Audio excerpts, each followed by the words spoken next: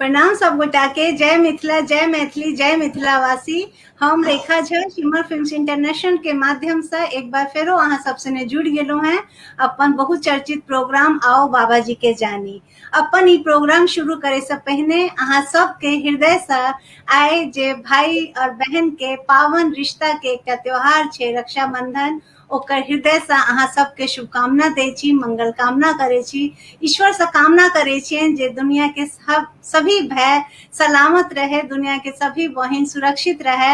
आ एकटा बंधन जे हमरा सबके ईश्वर खून के बांध देलत है ओ तो ओकर रक्षा करना हमरा सबके फर्ज बने है, लेकिन दूसर जे बंधन छे जे समाज के छे, जे राष्ट्र के छे, जे हमरा सबके परिवार के बाहर के छे, जे देश के सीमा के हमरा सबके जवान हमरा सबके रक्षा कर रहल है, हमर सबके जे सेवा में हमर सबके काज करे वाला सब है, ओहि के साथ से हो हम सब रक्षाबंधन के त्योहार मनाबी और ओकर सबके रक्षा के अपन दायित्व के पूरा करी। पर्यावरण के रक्षा के से हो हम सब सौगंध ली। ए तरीका से ए पावन रक्षाबंधन के हम सब एक नया रूप दी और नया तरीका से रक्षाबंधन के बनावी तो मानव जीवन हमर सबके सफल भ जाए। ई छे रक्षाबंधन के खुशी, ई छे रक्षाबंधन के महत्व जे हम सब महसूस करे छिए। पावन रिश्ता छे भाई और बहन के। त अहाँ सबके शिमर फिल्म्स इंटरनेशनल के माध्यम से बहुत बहुत मुबारकबाद आए के रक्षाबंधन के। आब आवे छी हम सब अपन ई प्रोग्राम आओ बाबा जी के जानी, जे हम सब हर रविवार साँझ 5 बजे अहाँ सबसे ने जुड़े छी आ बाबा जी के बारे में चर्चा करे छी, हुनकर जीवन दर्शन के बारे में, हुनकर साहित्यिक रूप में, हुनकर तांत्रिक रूप में, हुनकर कवि के रूप में, हुनकर समाज सेवी के रूप में, अलग अलग रूप के हम सब चर्चा करे छी, हुनका बारे में जाने छी। श्री लक्ष्मीनाथ गोसाई जी के बारे में। शिमर फिल्म्स इंटरनेशनल जेकर के फाउंडर छथिन सुमित सुमन भाई जी, और जिनकर प्रयास छन जे हम सब एकटा मिथिला मैथिली के अभियान चलेने छी, जेमे अहाँ सबके सहयोग चाहिए। ओइ ला अहाँ सबके सहयोग भेटैया और हम हृदय से अपने सबके आभार दै छी। ए प्रोग्राम के चलावे में जे हमरा सबके बौद्धिक मार्गदर्शन भेट रहल है प्रोफेसर कुलानंद झा जी के, हुनका हृदय से आभार दै छियनि। हमरा पास शब्द नहीं बतावे ला हुनकर कते हमरा सबके सपोर्ट भेट रहल है, कते प्यार भेट रहल है, कते मार्गदर्शन भेट रहल है, और हम सब आए काबिल भ पेलौ हैं जे अपन ई प्रोग्राम अहाँ सबके समक्ष प्रस्तुत क पावे छी। ए प्रोग्राम में हम सब व्याख्याकर्ता जी के सेहो बजावे छियनि। त आइ के जे हमर सबके व्याख्याकर्ता जी छथि ओ कोनो परिचय के मोहताज नहीं छथि, ओ जग जाहिर छे। हुनका जे व्यक्तित्व छे हुनकर अपन एकटा कृतित्व छे और ओइसे हुनकर एकटा एकटा परचम लहरावे छे मैथिली साहित्य में, मैथिल समाज में। तो हुनको स्वागत करे छियनि, हुनका बजावे छियनि, हुनका ऐड करे छियनि अपन सने। एकटा खुशखबरी हम अहाँ सबके जरूर देबऽ चाहे छी जे शिमर फिल्म्स इंटरनेशनल आओ बाबा जी के धाम चली एकटा फीचर फिल्म सेहो बना रहल है, जेमे अहाँ सबके सहयोग चाहिए। तो बेसी अहाँ सबके समय नहीं ले, सबसे पहले हम अपन आय के जे हमर सबके व्याख्याकर्ता छथि हुनका जोड़ रहल छियनि। सर अपने के बहुत बहुत आभार, अपने के बहुत बहुत स्वागत करे छी, हृदय से अभिनंदन करे छी। आय के पावन त्योहार में अपने समय निकालो, हमरा सबसे ने जुड़लो, ओइला अहाँ के बहुत बहुत साधुवाद करे छी। धन्यवाद। दर्शक सबके हम बतावा चाहबेन, सर हमरा सबसे ने जुड़लथि है डॉक्टर अशोक कुमार झा अविचल जी, संयोजक छथि मैथिली परामर्शदात्र समिति साहित्य अकादमी नई दिल्ली से।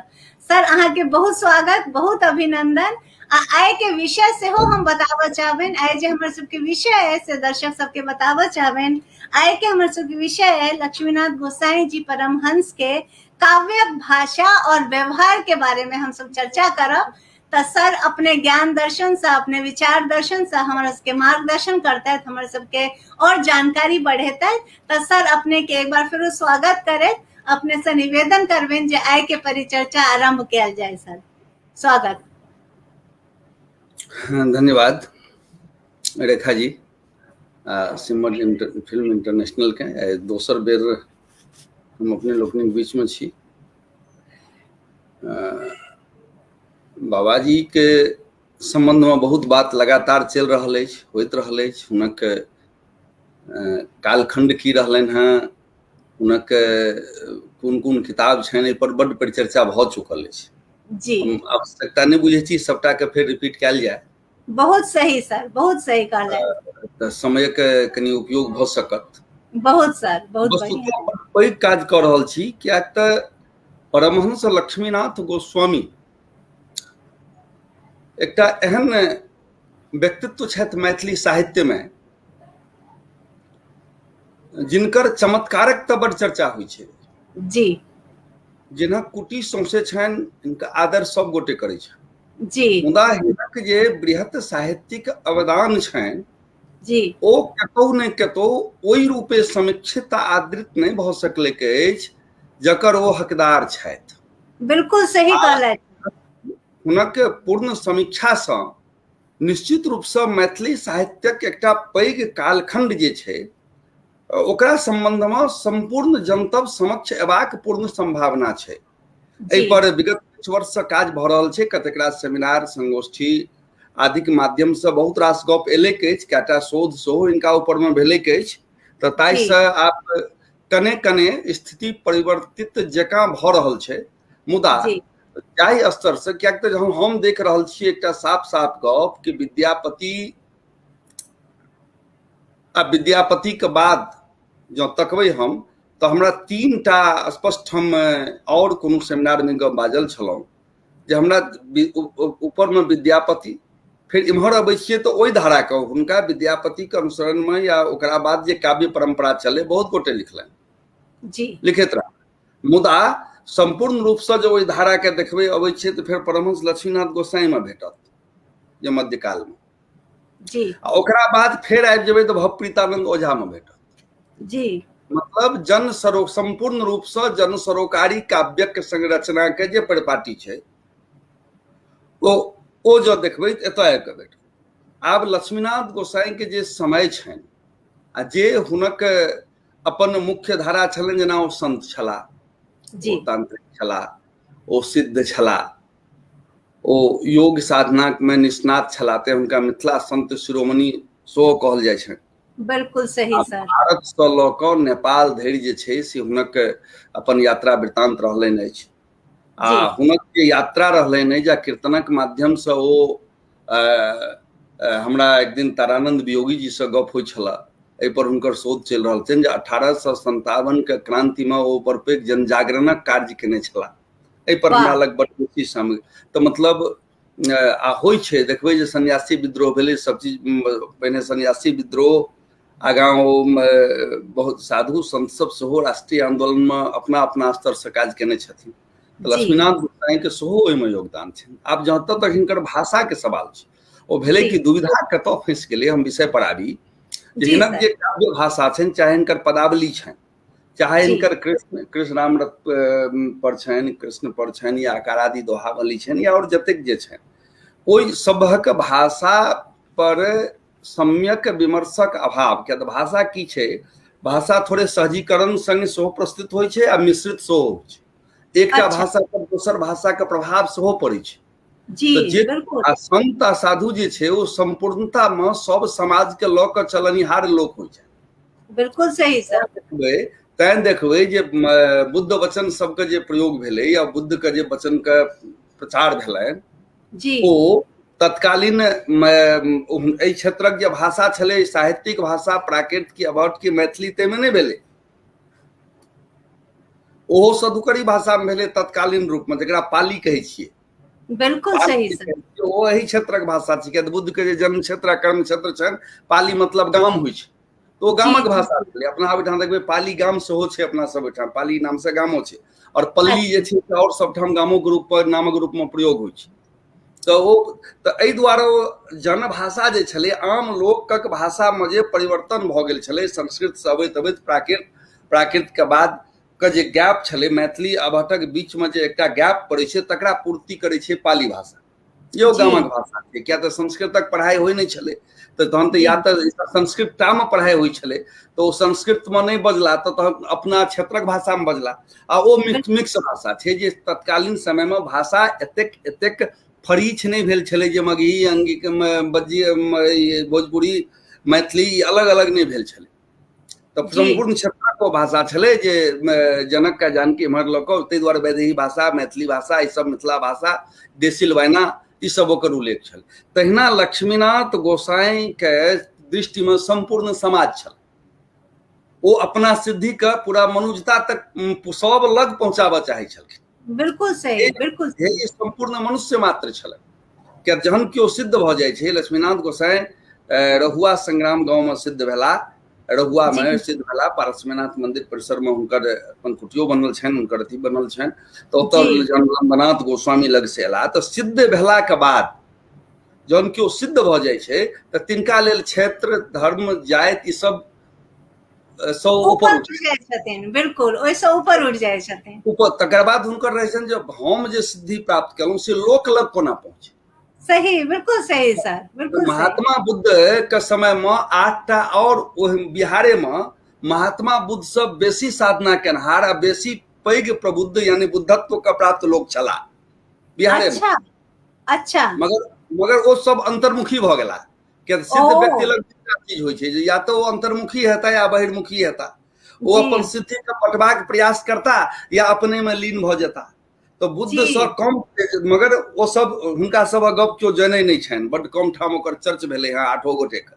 मुदा बुद्ध चूंकि आम जनक लेल अपन उपदेश के रखलखिन ते हुनका आइ सब जनै छियनि, संपूर्ण देश में एकटा बौद्ध धर्म के रूप में समक्ष छलै। तहिना परमहंस लक्ष्मीनाथ गोसाई अपन जे सिद्धि छलनि आ जे मुक्ति के मार्ग छलै, जे पर ओ विश्वास करै छला, तकरा जन सरोकारिता के संग आगां बढ़ेलनि अपन काव्य साधना के माध्यम से, कीर्तनक माध्यम से ओकरा बढ़ेल लक्ष्मीनाथ गोसाई, ओकरा बढ़ेलनि जे सब लग ओ कोना पहुंचे।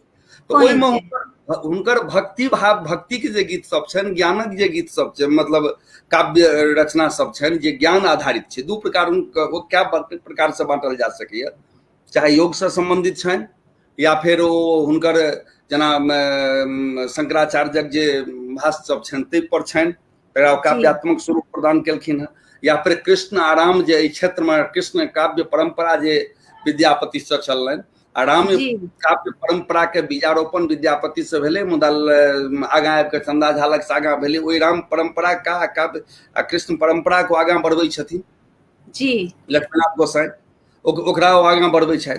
तऽ एहि लेल सर्वसुलभ भाषा हुनका लग की छलै, की रहक चाही छलै, तैं हुनकर भाषा पर जे विश्लेषण क्रम में लोग ई नहीं बुझि सकलखिन जकरा मैथिली कहिए कि हिंदी कहिए कि ब्रजभाषा कहिए। क्या तऽ ई एकटा भ्रम के स्थिति रहलै। मुदा बात एकैटा छै जे कबीर जकाँ ई सद्दुकरी भाषा के उपयोग केलनि। सद्दुकरी भाषा में प्राय भाषा मिश्रित भऽ छै। ओहुना कृष्ण के लीला क्षेत्र ब्रज आ राम के अवध, तऽ ओहि क्षेत्रक तऽ ओतुका भाषा के प्रति आग्रह जे छै से प्राय संत लोकनि के रहलनि अछि। ओहि परंपरा में काव्य लेखन के, गीत लेखन के एकटा उत्साह रहलै के संपूर्ण मिथिलो क्षेत्र में रहलै के। तकर प्रभाव परमहंस लक्ष्मीनाथ गोसाई काव्य में छनि और सद्दुकरी भाषा के प्रयोग केलनि अछि।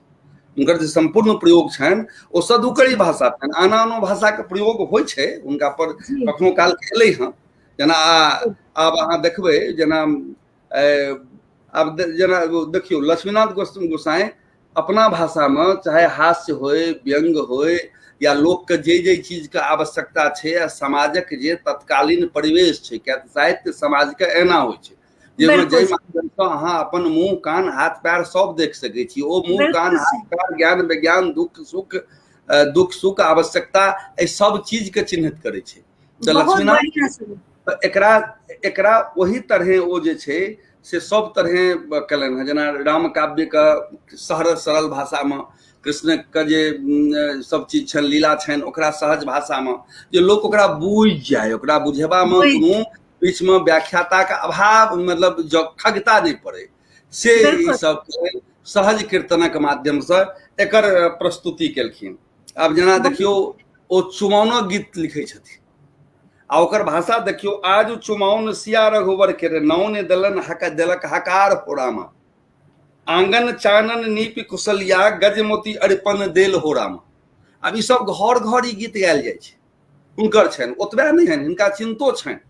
जेना एहि बातक 8 वर्ष देखैत हेबै अखन समय भऽ गेलै है बेटी विवाह जे केना संस्कृति होइ छै हुनकर भाषा के माध्यम से।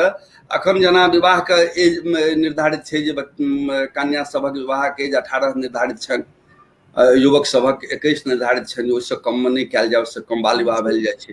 ओहि टाइम में 8 वर्ष के बाद जे छै से विवाहक गप होइ छलै जे 8 वर्ष के बाद विवाह हेबाक चाही। आब तऽ ओहू बात पर हिनकर जे छनि से चिंता रहै छै, ओहू पर हिनकर कविता छै, गीत लिखने छथिन जे जी चिंता होइ छनि जे 8 वर्ष भऽ गेलै, कैलाश के समाद देतै, कोना समाद देतै, एहि सब टाइपक गीतों ओ चर्चा करै छथिन। हुनकर भजन बहुत सबमे मैथिली, हिंदी, ब्रजभाषा के एकटा मिक्सचर तैयार भऽ छै, मिश्रण तैयार भऽ छै। जेना लिखै छथिन, श्याम सुनो जहाँ आई ब्रज नागरी, श्याम सुनो शुद्ध मैथिली छै। आगाँ आबि जाइ छै, जहाँ आई ब्रज नागरी, मोहन मुरली शब्द तेहारो, विरह दूत फिरत गोकुल भारी। जी आबियो जी आ ब्रज आ एतऽ हिंदी जे छै से मिक्स भऽ गेल छै, ने ओ हिंदी छै ने ब्रज छै, ओ जी भऽ गेल छै। तहिना मैथिली के मैथिली में जतेक हिनकर रचना छनि, आ किछु तऽ विशुद्ध मैथिली छनि, किछु विशुद्ध मैथिली छनि आ किछु सधुकरी भाषामे छनि। विशुद्ध मैथिली के हिनकर पद के 108टा सेहो 108टा पद एकठाम छपल छै, एकटा किताब परमहंस लक्ष्मीनाथ गोस्वामी स्मृति ग्रंथ में छपल छलै, भाग 1 भाग 2 में, जाहिमे जी शंकरदेव जी संकलन छलनि। फिर ओ बाद जी में किताब रूप में सेहो एलै शंकरदेव झा के। तऽ 100 तो पहिल छै संग्रह जे मैथिली के फराक फरीच कऽ कऽ अलग कऽ कऽ छापल गेलै, जे मैथिली छै। ओहोमे किछु चीज सबके स्वाभाविक छै, मैथिलीकरण कऽ कऽ गबैत गबैत लोक अपने सुधारि लै छै, जी जी जी लोक अपने सुधारि लै छै। तऽ तत्कालीन सामाजिक सांस्कृतिक परिवेश में एकटा पैघ क्षेत्र में जेहन भाषा बाजल जाइ छलै, एखने अहाँ लिअ मानक भाषा जकर हमसब प्रयोग करै छियै, ओ जी 100 ठाम सब ठाम ओहिना नहि बाजल जाइ छै, सब ठाम ओहिना नहि बाजल जाइ छै।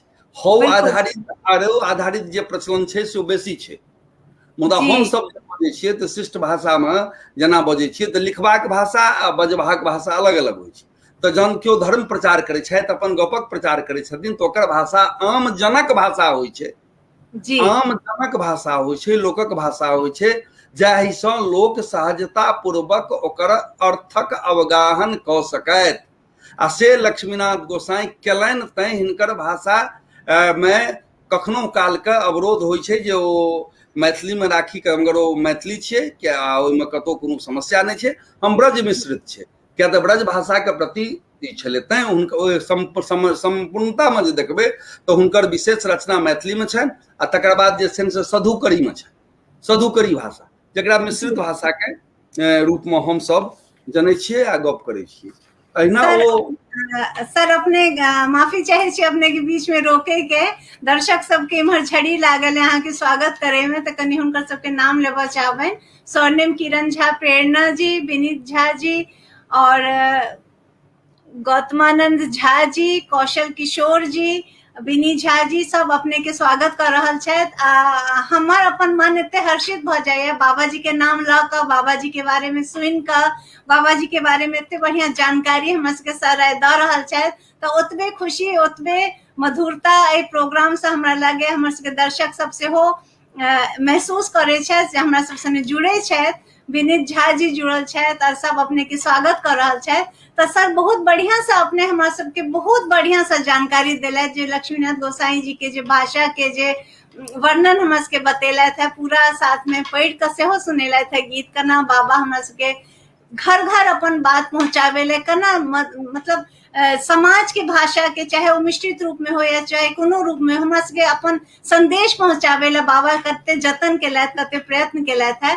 तो सर और हम अहाँ से पूछे चाहब जे आप कनी हम सब व्यवहार परकता पर बात कर ली, बाबा जी के कते हुनकर व्यवहार परकता छलनि है, ओहि पर कनी चर्चा कर ली हम सब।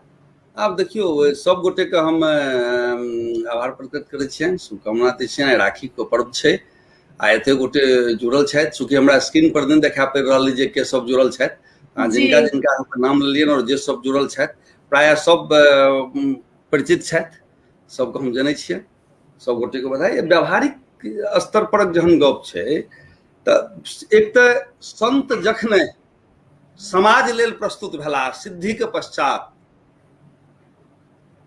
तो स्वाभाविक रूप से उनका में व्यावहारिकता हेतै। जेना सही अहाँ देख परम विद्यापति जे सब लिखलनि ओ सब चीज व्यवहारिक गप लिखलनि, जी चाहे संस्कृत में लिखलनि तैयो, आ देसिल बैना कह के मैथिली में लिखलनि तैयो, जी ओ वह लिखलनि जे लोकक उपयोगक चीज छलै। अहाँ देख लियौ विद्यापति के चाहे पुरुष परीक्षा होइन, चाहे हुनकर लिखनावली होइन, चाहे हुनकर भू परिक्रमा होइन, सबटा जे किताब छनि ओ ओतबे लिखलनि। तहिना लक्ष्मीनाथ गोसाई ओ जे लिखलनि अपना समय में, हम पहिने कहलहुँ जे विद्यापति, लक्ष्मीनाथ, भवप्रीतानंद, ई तीनू के जे लिख रहल छथि, ई तीनू के एकटा तिकड़ी बनै छै, त्रिभुज बनै छै, जे मैथिली के बान्हि के रखल, जे मैथिली के जे संपूर्ण भाषा के जे सहजीकरणक कारणे जे भाषा दूर होइत जाइ छै, ओकरा बान्हि के रखबा में तीनू गोटे के विशिष्ट हाथ छै। ताहिमे लक्ष्मीनाथ गोसाई मध्य में पड़ै छथिन आ बड्ड पैघ हाथ छनि हिनकर भाषा का। ओ कारण छै व्यवहार, किया तऽ जँ साहित्य व्यवहारिकता से दूर चलि जेतै तऽ बड्ड दिन जीवैत कोना रहतै, खाली कल्पना कोना चलतै, खाली रजनी सजनी, विद्यापतियों के रजनी सजनी सब दिन नहीं चललनि। एकटा युग एलै कि जहन आब ओहि तरहक रचना के हम कम देखबै, कविता ओतऽ से बाहर एलै, काव्य ओतऽ से बाहर एलै, आगाँ बढ़लै। तऽ लक्ष्मीनाथ गोसाई के जे समय छनि, ओहि समय में जे आवश्यकता छलै तकरा ओ चिन्हलखिन, बुझलखिन। किया तऽ समय आ परिस्थिति के अनुकूल लेखनी होइ छै। समय परिस्थिति से विषय वस्तु कवि लै छथि, संत लै छथि। आ ई तऽ सिद्ध छलाह, ई तऽ जानै छलखिन जे लोक के की खगता छै, कोन प्रकारक खगता छै, की जरूरी छै। तैं समाज के, आब समाजक जतेक संस्कार छै ओहिमे काज अबै वाला सब चीज ई लिखलनि। जी एकटा गप भऽ गेल। दोसर, हिनकर व्यवहारिकता देखियौ, ई जतेक केलनि सबटा के कीर्तन में गबै जोकर बनेलनि। मिथिला के जे प्रसिद्ध कीर्तन परंपरा छै, एखन देखैत हेबै गाम गाम में सोम के तऽ मंगल के तऽ फला दिन के कोनो ने कोनो दिन कीर्तनक परंपरा चललै के जी चलल छै शुरुए से। लक्ष्मीनाथ गोसाई के ई परंपरा, एहि परंपरा के जे गति देनिहार छथि लक्ष्मीनाथ गोसाई छै। आ ओ केवल ओहिना कीर्तन नहीं, ओहि कीर्तनक माध्यम से लोक के संदेश, यह तो छियै व्यवहार, यह तो व्यवहारिकता छियै जे लोक के चाही। किया तऽ आम जन पढ़ल लिखल नहीं छै जे अहाँ प्रवचन देबै जे धर्म ई छियै, कर्म ई छियै, की करक चाही, की नहीं करक चाही, की हेबाक चाही। आ लोकक जे रुचि छै, किया तऽ जहन हिनकर जे समय छनि ओ समय बड़ा विकट छै देशक लेल, देशक लेल विकट समय छै। अंग्रेज के जे मुगल साम्राज्यक अंत भऽ चुकलै अछि, अंग्रेज के प्रभाव बढ़ि रहल छै। 1857 के युद्धक समय में हिनकर स्थिति छनि, अंग्रेज सरकार स्थिर भऽ रहल छै, कतौ अराजकता छै, कतौ ई छै। ओहि अराजकता के वातावरण में जे एकटा नैराश्यक वातावरण छै, ओहि नैराश्यक वातावरण से समाज के कोना बाहर निकालल जाय, स्वाभाविक रूप से एहि संतक एकटा ई बड़ पैघ चुनौती छलनि हिनका लग, जे कोन प्रकार से लोकक मन में आस्था बनौने राखल जाय अपन परंपरा के प्रति, अपन संस्कृति के प्रति, अपन व्यवहारक प्रति। आ हमर तऽ मानब अछि एही से हिनके सभक प्रभाव रहलै जे आन ठाम जकाँ मुगल शासन का या अंग्रेजक प्रभाव मिथिला पर नहीं पड़ल। बहुत बढ़िया। अपन इतने तय हम सब हुनकर चर्चा करे छी, हुनकर गुणगान करे छी, हुनकर पूजा करे छी, हुनकर स्मरण करे छी। तय के विद्यापति आ ओहो हुनकर टाइम में मुगल शासन छै। कीर्ति पताका पढ़बै तो पूरा बुझा जायत जे कोन प्रकारक विकट समय छै, ओहि समय में अत्याचार भऽ रहल छै। हिनको समय छनि आ ई अपन योग साधना के उपयोग सेहो करै छथिन। मुदा सबसे पैघ जे चुनौती ओहि टाइम में छै, समाजक विश्वास के बना के राखब। ओ विश्वास बनेबा में परंपरा, संस्कृति, आस्था बड़ पैघ काज करै छै। जे काज तुलसीदास रामचरितमानस लिख के केने छलाह, जे रामक एकटा विराट स्वरूपक इर्द गिर्द संपूर्ण भारतीय वांग्मय के समेटबाक प्रयास केलखिन, सएह काज लक्ष्मीनाथ गोसाई अपना समय में कऽ रहल छथि। जे कृष्णक जे दर्शन छनि, रामक जे कृष्णक जे लीला छनि, रामक जे मर्यादा छनि, तकरा ओ अपन सहज सरल सधुक्कड़ी या मैथिली भाषा में उपयोगित के लोक लग परस देलखिन। आ परसबाक जे ढंग छलनि ओ अपन कीर्तन मंडली के संग, जे जेना अखन अपना सब कोनो चीज के बुझबे के लेल, रोचक बनेबाक लेल बहुत किछु करै छियै, गीतक उपयोग, संगीतक उपयोग, फला उपयोग 13 तरह करै छियै। तहिना ओ चाहे ओ ढोलक होय, झालि होय कि झंपा होय, एकर उपयोग करैत जे लोक के पहिने ध्यान एतै हमरा पर, तहन ओ गप सुनतै। तऽ ई एकटा बड़ पैघ प्रयोग छै भाषा के संगे संग।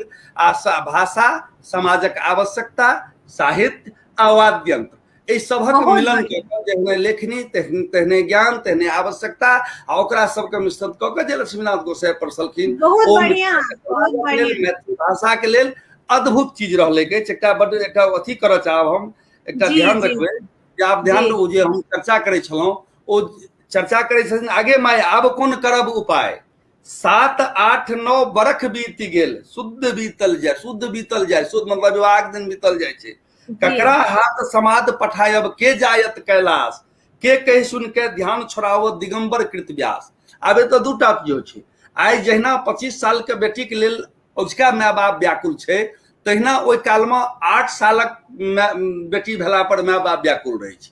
ई जी छै संस्कृति। ई अहाँके पता जनतब भेटैया लक्ष्मीनाथ गोसाई के एक गीत सब वाह वाह, आगां आगां करै छै। अद्भुत अद्भुत। तहिना वैज्ञानिक तौर पर से हो सर ई सिद्ध छै जे भाषा के साथ अगर संगीत रहे और वो हमर सबके दिल के जल्दी छुबे, वो हमर सबके दिमाग के जल्दी कैच हम सब ओकरा करे छिए, तो एते बढ़िया वैज्ञानिक तौर पर से हो सिद्ध भ चुकल छै। ओकरा बाबा परमहंस प्रयोग में आनलखिन, अपन एते सरल भाषा एते बढ़िया अद्भुत लेखनी से संगीत में ढाल कर ओ अपना उपदेश के अपन बात के जन जन तक पहुंचा देलखिन है।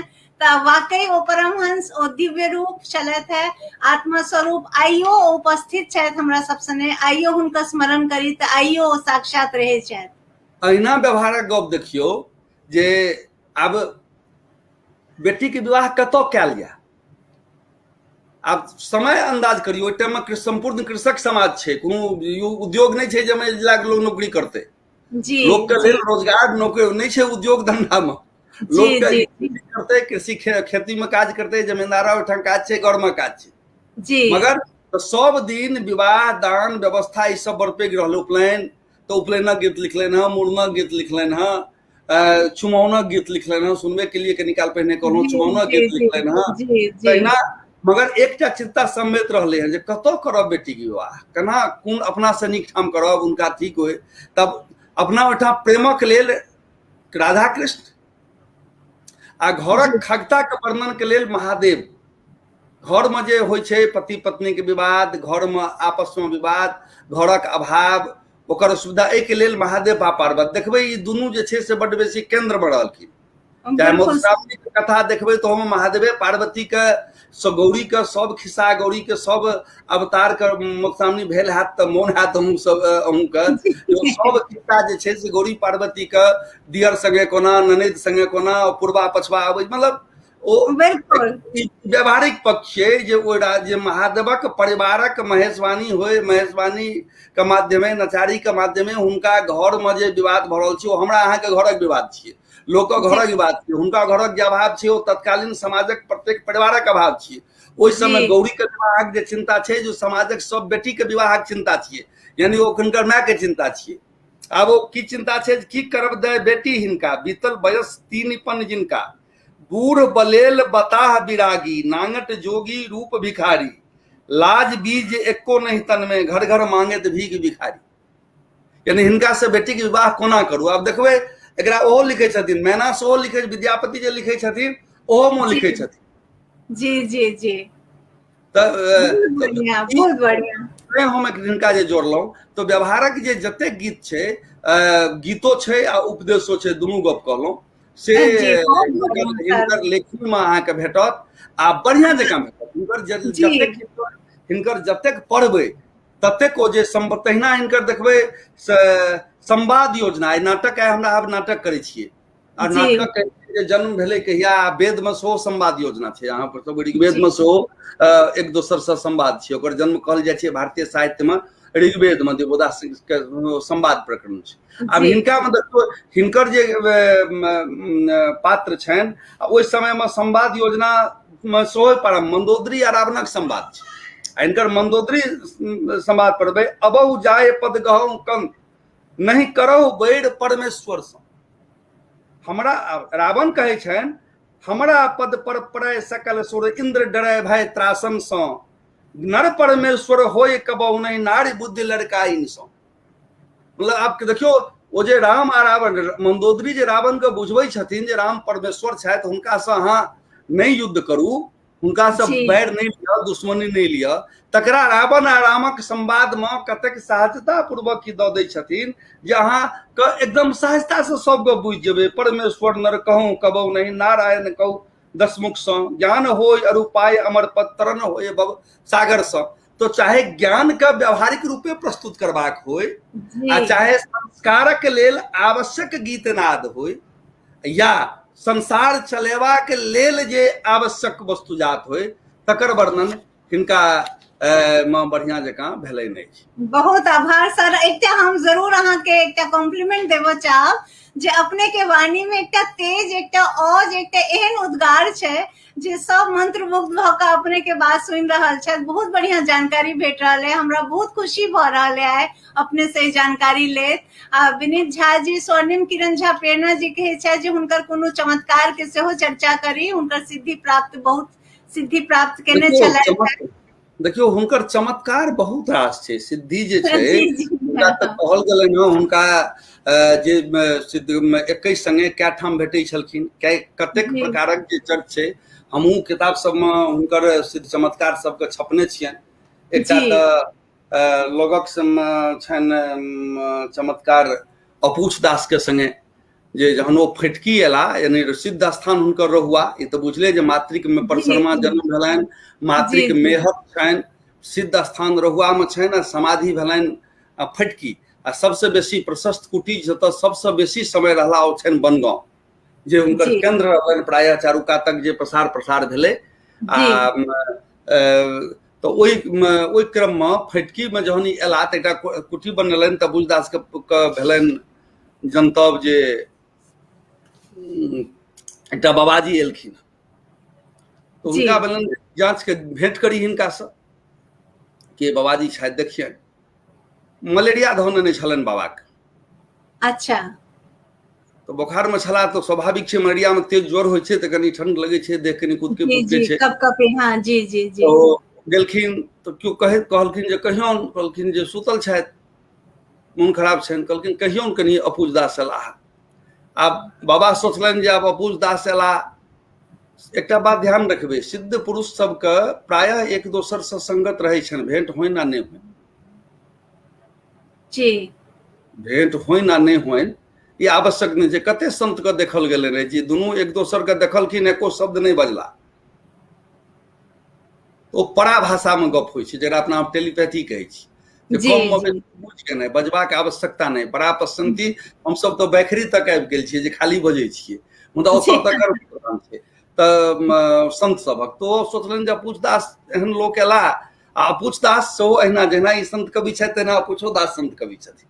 जी अहिना बड बेसी अथी छै। शायद अहाँ सब कार्यक्रम केने हैब अपूछ दास पर कि नहीं हमरा नहीं ध्यान अछि, के माध्यम से भेल हेतै शायद। तऽ ओ बजेलखिन आ कम्बल ओढ़ा देलखिन, बोखार के मलेरिया के कहलखिन, बोखार के कम्बल ओढ़ा देलखिन, कहलखिन ताबा रुको हम भेंट करै छी। तब के बैस गेलखिन, दुनू गोटे गप करै छलखिन। अब ओ कम्बल जे छै से कुदकै छलै। ओ तऽ कम्बल कुदकै छलै तऽ अपूछ दास के लगलनि जे कोन बाबाजी छथि, कोनो दासिन तासिन रखने छथि, आ हमरा लाजे ओकरा झाँपि देलखिन हँ कुटी में। ओ तो बेर बेर हुनकर ध्यान ओहि कम्बल दिस चलि जायत जे ओहिमे के सुतल छै, किछु तऽ छै। तऽ बेर बेर हुनकर उम्हर ध्यान गेलनि तऽ बाबाजी कहलखिन, नहीं रहल गेलनि हुनका, कहलखिन ओहिमे के? तो कहलखिन कियो नहीं, मलेरिया धेने अछि, आब अहाँके केना घुरेबतहुँ? तो ओकरा कहलिए कनी काल रह एहिमे तू, तब हम फेर आबि जेबौ, आबि जइहे। बहुत बढ़िया सर। हमरा लागे जे अनवरत चलत रहे बाबा जी के, अनेहे बात चलत रहे, हम सब समय सीमा के सब आगू निकल जाए छी, बाबा जी के चर्चा नहीं खत्म भय। जेना हिनका जेना सिद्धि के चर्चा के लिए 8 प्रकार के सिद्धि, हिनका अष्ट सिद्धि प्राप्त छलै। जी जी जी अनिमा, महिमा, गरिमा, लघिमा, जेना अत्यंत हल्लुक भऽ जाय, ओही हल्लुक, एही अनिमा, एही लघिमा जे छनि एकरे प्रयोग केने छलाह ओतऽ फटकी धार पार करै लए।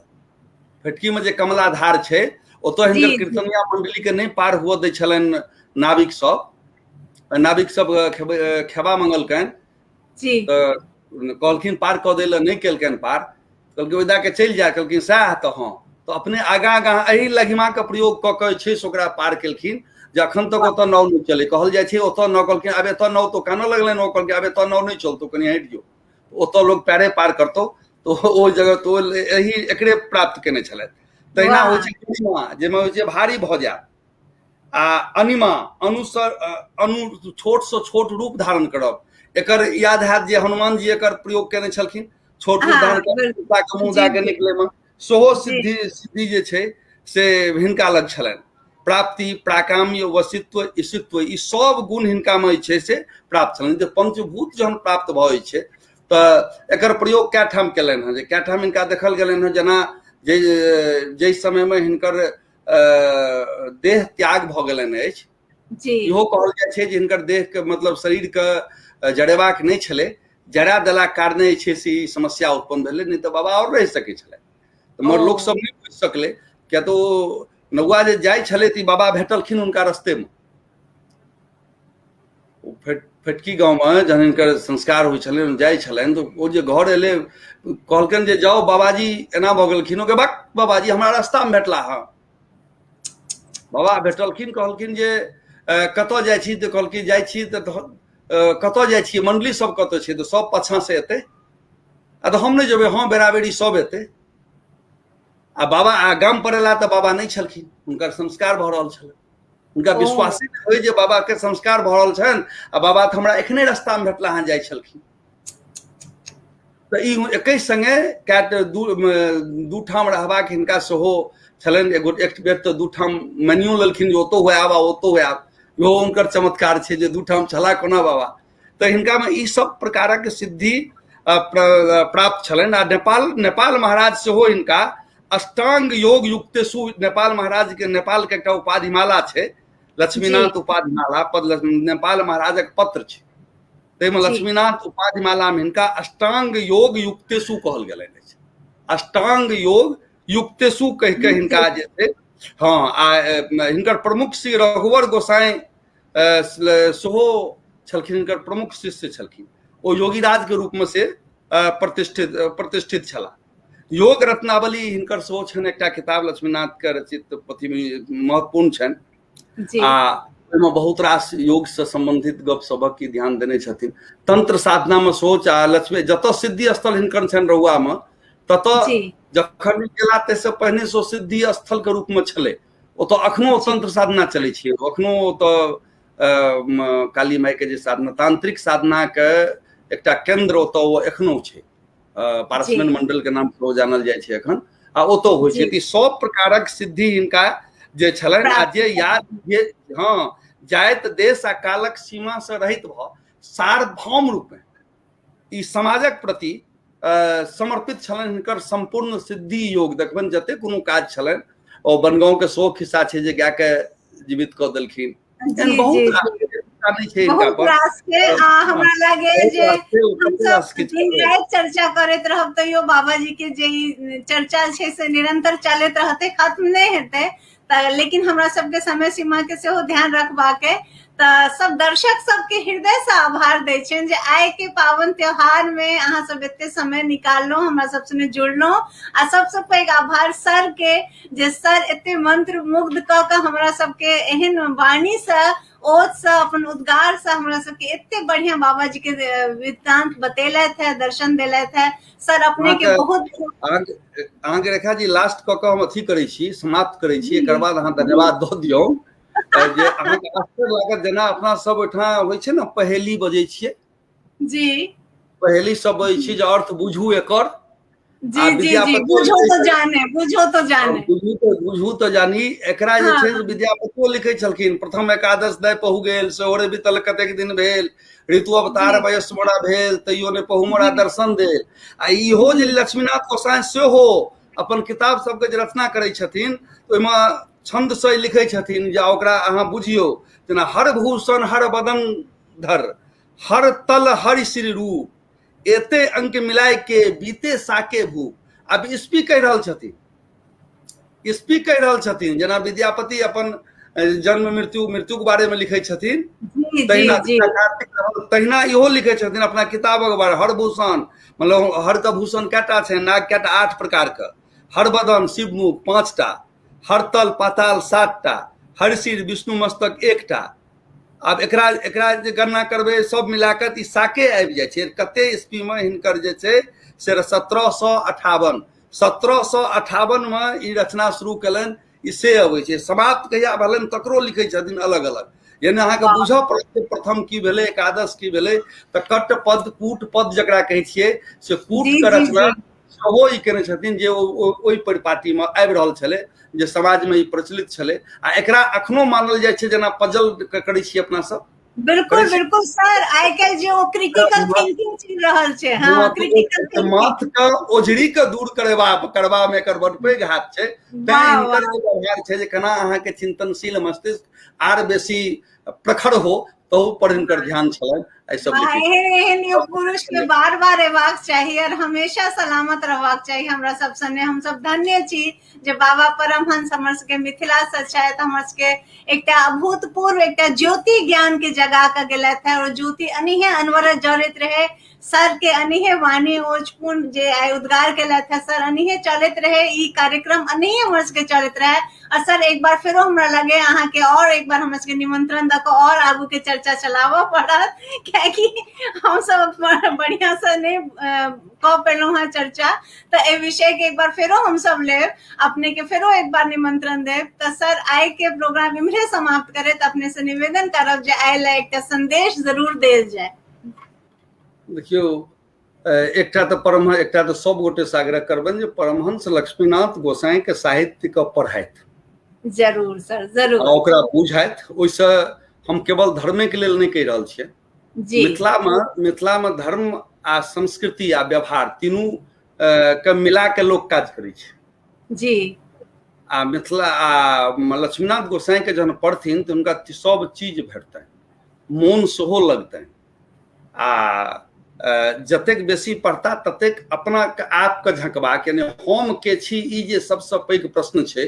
हम के छी, हम किया छी, हमर एहि पृथ्वी पर उद्देश्य की अछि, ताहि दिस जे छै से हुनकर ज्ञान बढ़तनि।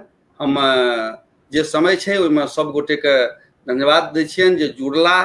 आर बेसी लक्ष्मीनाथ गोसाई के संबंध में जतबा गप, जतबा गोटे के रुचि जगनि, ओतेक बढ़िया। एकटा फिल्म ठानल छै, ओहिमे जिनका जे सहयोग करबाक हेतनि सहयोग करथिन, करक चाही। क्या तऽ एहन एहन अपन पुरखा सभक संबंध में, एहन एहन व्यक्तित्व के संबंध में जो अहाँ हुनका नहीं मोन पारि सकब। हमरा अहाँके तऽ पीढ़ी है, हमसब श्राद्ध बरखी आ बरखी पर बरखी पिंडदान करैत रहे छी। यानी अपन जननी जन्मभूमि आ पुरखा के बिसरे वाला गप नहीं छी। ताहिमे एहन एहन पुरखा हमर छथि लक्ष्मीनाथ गोसाई एहन, आ तिनका जो हम प्रचारित प्रसारित नहीं कऽ सकी। एकटा गप अंतिम में एतबा कहब, एकरा संगे संगे लक्ष्मीनाथ गोसाई के जे करथि, अपन काज हेतनि, अपना लग करता, अपना भीतर झकबाक अवसर भेटतनि, हम के छी से बुझबाक अवसर भेटतनि। एक बेर हम के छी दिस ध्यान चलि गेलनि, तकर बाद तऽ आत्मा परमात्मा में एकात्म भऽ जाइ छै। फिर किछु बचि नहीं जाइ छै। फिर तऽ अष्टावक्र जे कहलखिन, निर्वासनो निरालंबो स्वच्छंदो मुक्त बंधन क्षिप्त संसार वातेन चेष्टते शुष्क पर्णवत। बस एतबा, खाली एतबा जे सरकारक जे छै, एखन कोविड काल चलि रहल छै, बड खराब काल छै, एखनो पूरा संपन्न नहीं भेलै अछि। ताहि दुआरे मास्कक उपयोग करी, सैनिटाइजर के उपयोग करी, जे कोविड संबंधी नियम छै ओकरा सब गोटे पालन करी। धन्यवाद। बहुत आभार सर, अपने के बहुत आभार। और हम अपन दिल के बात अगर कही तो हम नहीं चाहे छी आइ के हमर सेशन समाप्त हुए। हम चाहे छी चलत रहे, लेकिन क्या कि हमरा सबके समय के मान रखबा के सर अपने के हृदय से धन्यवाद दै छी। और सब दर्शक सबके सेहो बहुत बहुत धन्यवाद दै छियनि। आ सर जे उद्गार केलथि है जे लक्ष्मीनाथ गोसाई जी के पढ़ू जानू, और जे सबसे पैघ जीवन के प्रश्न छै ओकर उत्तर हमरा सबके हुनका पढ़ि के भेट जाय, जे हम सब की छी, हम सब किया छी, हमर सबके जीवन की है, हम सब की कर रहल छी, कतऽ हम सब पहुंच रहल छी, ओ जाने ला हमरा सबके बाबा के जानबा के, पढ़बा के। और हमरा सबके शिमर फिल्म्स इंटरनेशनल के अहाँ दर्शक सबके सपोर्ट चाही, सर अपनों के सपोर्ट चाही, अहाँ के मार्गदर्शन चाही, आ से हमरा सबके भेट रहल है। एही धन्यवाद के साथ आइ के प्रोग्राम इम्हरे समाप्त करै छी। प्रणाम सब गोटा के। जय मिथिला, जय मैथिली, जय मिथिलावासी। प्रणाम। जय बाबा जी, जय बाबा जी।